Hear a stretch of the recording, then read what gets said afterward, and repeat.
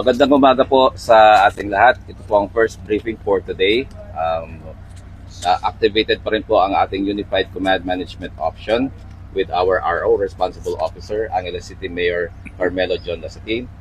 As of 8:05 this morning, meron pong nireport ang ating ICS, ang Incident Command Post sa ating Responsible Officer.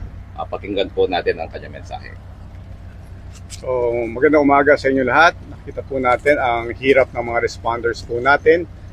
Nakikita nyo po no, na kagabi pa po natin pinipilit na mailabas po ang na-trap po na victim dito po sa Gumuhong Gusali. At fortunately po na nailabas po natin pasado alas 8 at kasalukuyan na nasa Soco na po. Sir, ano background po nung na-recover na latest? Male, pero unidentified kasi ang labi po niya medyo nasa ano na po no na state of hindi pa natin ma-determine as of now.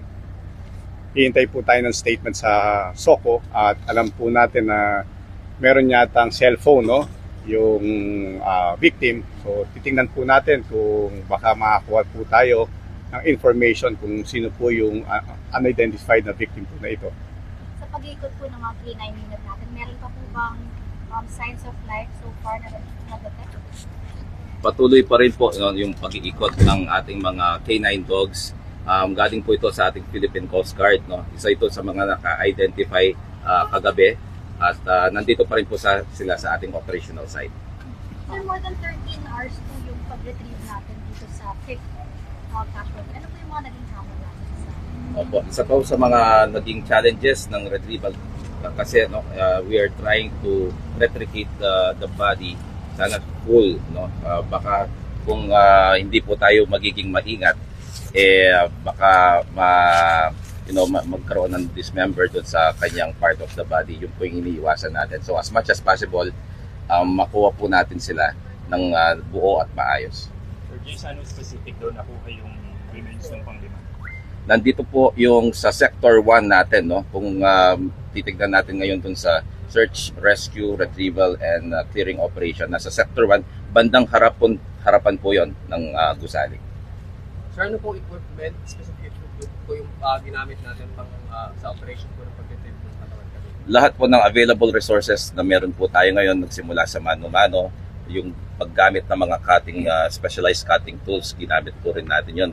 Kasi maraming mga scaffoldings, mga bakal-bakal na kailangan tanggalin doon sa site ng careful para hindi ma-pin down. Gumamit rin po tayo ng mga shoring jack para na sa ganun ma-stabilize kasi nakapin down yung nakita nating victim. At gumamit rin po tayo ng crane para ma-lift yung isang bloke na nakapin down doon sa ating victim. So, sir, ilan po ang posibleng naroon pa sa ilalim ng tubig? Yun po ang kasalukuyan pa rin nating ginagawa. Pagpapatuloy po sa mga paghahanap ng ating mga victims. Ang sa ganun po ay magkaroon na ng kahit papaano help sa ating mga kaanak na naririto ngayon. Pero tama sir, that would bring the number to 15 missing. More or less, nandun po yung mga tinitignan natin. Nag-base pa rin po tayo doon sa binigay na listahan from the site engineer. More or less kasi meron pa mga ibang reports ng ibang accounts from other witnesses, mga ibang kaanak, nagsasabing may kasama po silang mga partners o pamilya na naroroon. Latest sir dun sa may-ari tsaka contractor. Nagparamdam na ba? Last 2 days po, nagpalabas na ng statement ng Angeles City LGU dun sa show cause order. Pinaghahanap pa rin po sila pero kahapon po nung dumating si SILG Secretary John Vic Remulla, ang sabi po sa amin mag-focus tayo dito sa operational site at sila tutulong ang ahensya kasamang si IDG dito po sa investigation. Sir, can you clarify lang yung somehow conflicting statements na dati nasa search and retrieval na and then eventually ang sabi ng SILG, search and rescue pa rin. Ano nangyari? Opo.